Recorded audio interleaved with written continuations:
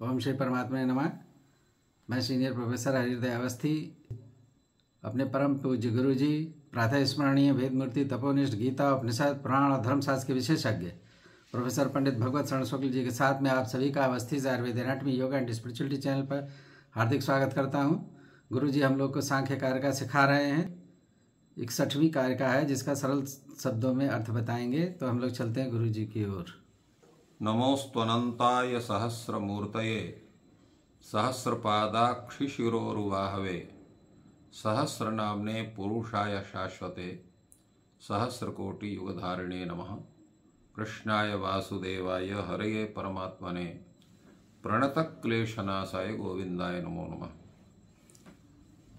इस चैनल से संबद्ध सभी विद्वद्गण, सभी जिज्ञासु छात्रवृंद, सहृदय सज्जन वृंद एवं इस चैनल के संस्थापक तथा प्रबंधक आचार्य हरिहृदय अवस्थी जी, आप सभी का सांख्य शास्त्र के इस विचार परंपरा में स्वागत है। पहली कारिका की जो है उसके अवतरण के विषय में कहते हैं स्यादेतत् नर्तकी नृत्यम परिषिद्भ्या दर्शयित्वा निवृत्तापि पुनस्तद्द्रष्टु कौतूहलात् प्रवर्तते यथा तथा प्रकृतिर्वि पुरुषाय आत्मनं दर्शयित्वा निवृत्तापि पुनः प्रवर्त्स्यति इत्यत आह प्रकृते इति।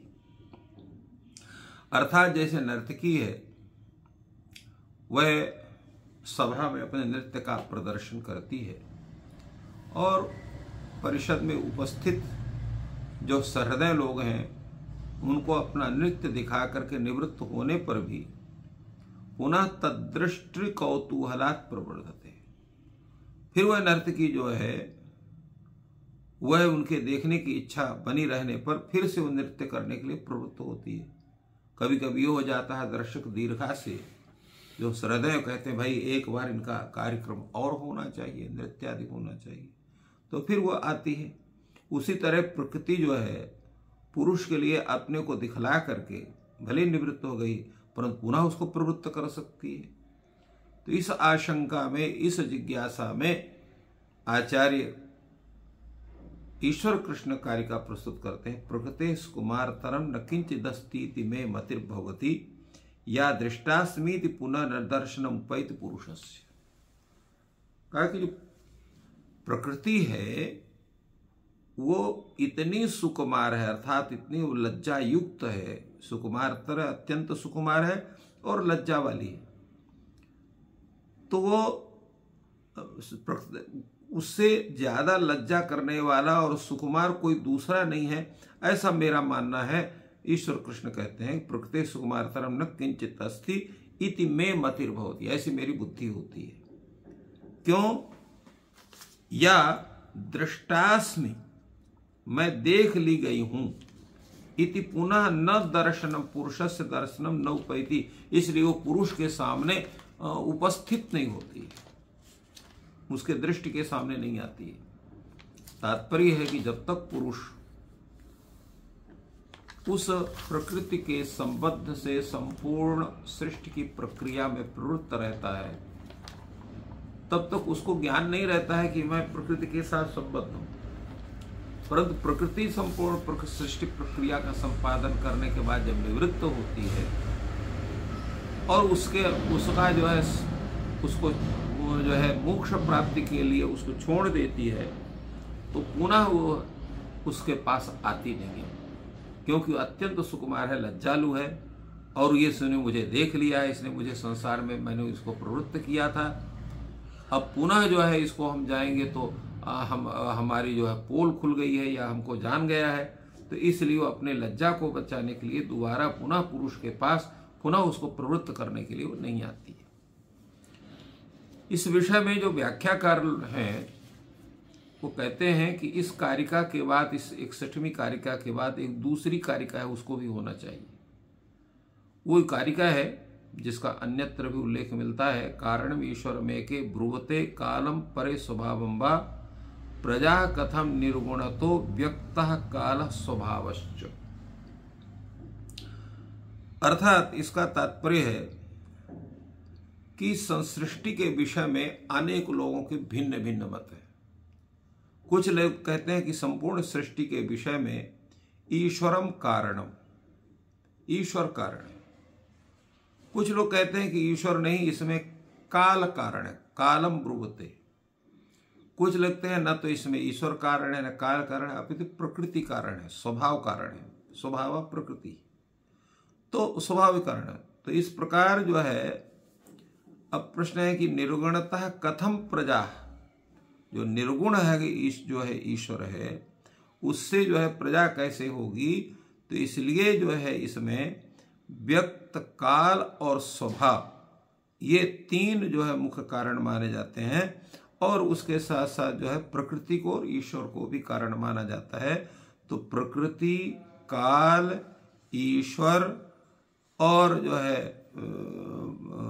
है स्वभाव, तो इनको कारण माना गया है। अन्य भी इसके विषय में जो है चर्चा करते हैं। तो इसमें और भी तर्क हैं जिसके विषय में चर्चा की जाती है।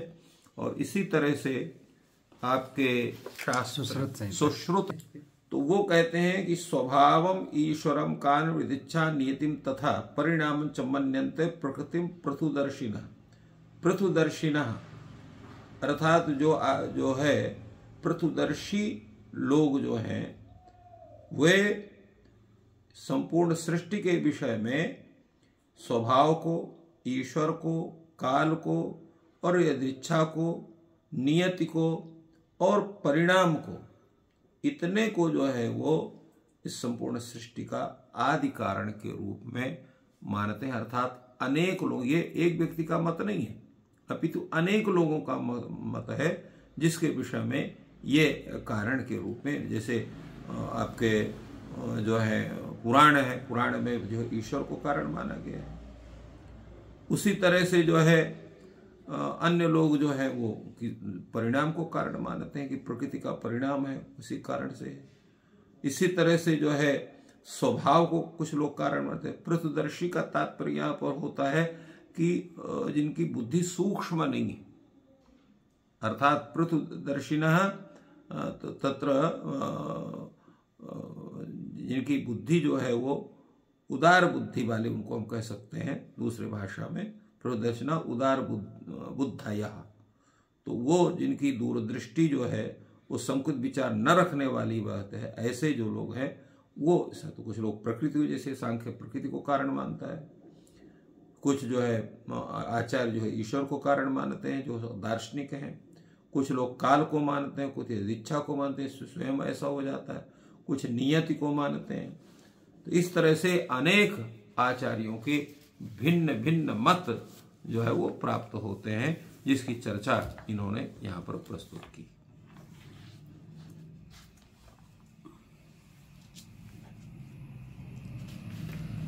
तो इस प्रकार जो है आगे की चर्चा में यहाँ पर विचार जो है, इसमें और भी विचार है कि सुकुमार तरता तिपेशलता पर पुरुषार्थ दसना सहिष्णुता इत्यावत। ये सुकुमार तरत्व क्या है? तो सुकुमार तरत्व का तात्पर्य होता है अतिपेशलता। अतिपेशलता माने अत्यधिक जो है लज्जाशील होना। दूसरा होता है पर पुरुष दर्शन असहिष्णुता, दूसरा व्यक्ति हमें न देख ले इसको न सहन करना भी ये अति सुकुमार तरह होती है। जैसे कहा जाता असूर्यम पश्याह राजदारा, जो राजकन्याएं होती थी उनको सूर्य भी देखने को नहीं पाते थे। असूर्यम पश्याही कुलवधू अति मंदाक्ष मंदरा, जो कैसी होती है, मंथर गति वाली होती है, जो बहुत धीरे धीरे जिनको चलना था।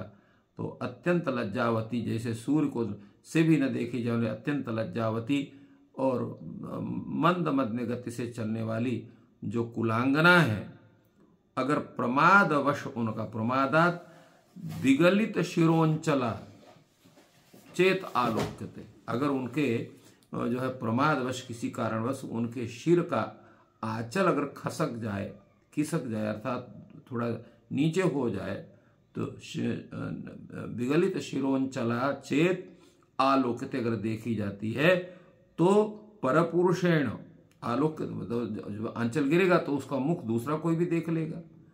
तो तदा असौ तथा यचते, तो क्या होते, वो भी अत्यंत लज्जित हो जाती कि लोगों ने मुझे देख लिया। उसी प्रकार ये प्रकृति भी है, जब एक बार पुरुष के द्वारा देख ली गई तो अप्रमत्तम यथैना पुरुषांतरणा न पुनः पश्यन्ति, तो इस व्यक्ति ने भले देख लिया, अब कोई दूसरा पुरुष ना देखे ऐसा समझ करके न पुनः पश्यन्ति, वो नहीं देखती है। इसी प्रकार प्रकृति भी जो है कुलबधोप्यधिका कुलबधूतः अपि अधिका दृष्टा विवेकेन न पुनर्द्रक्ष्यते। तो इस प्रकार प्रकृति भी कुलबधू से भी अधिक ये लज्जालु है, और विवेक द्वारा एक बार किसी पुरुष से देख ली जाने पर पुनः उसकी दृष्टि जो है उस पर न आए, इसलिए उसके प्रति लज्जाशील होकर के पुनः उस पुरुष के प्रति उसकी प्रवृत्ति नहीं होती है। तो इस तरह से अनेक स्वरूपों के माध्यम से इस विषय को आचार्य वाचस्पति मिश्र ने सोदाहरण इसको प्रस्तुत किया। तो इस प्रकार गुरु जी ने बहुत ही सुंदर तरीके से इसका विस्तृत विवेचन किया, और जो सृष्टि के मूल कारण है उसके विषय में सुश्रुत का भी मत प्रस्तुत किया कि जो प्रथम अध्याय शारीर स्थान में वर्णित है 10वां श्लोक, जिसका एक अलग से वीडियो है जिसको आप देख सकते हैं। और आपका दिन शुभ हो, ईश्वर आपकी सहायता करें। धन्यवाद।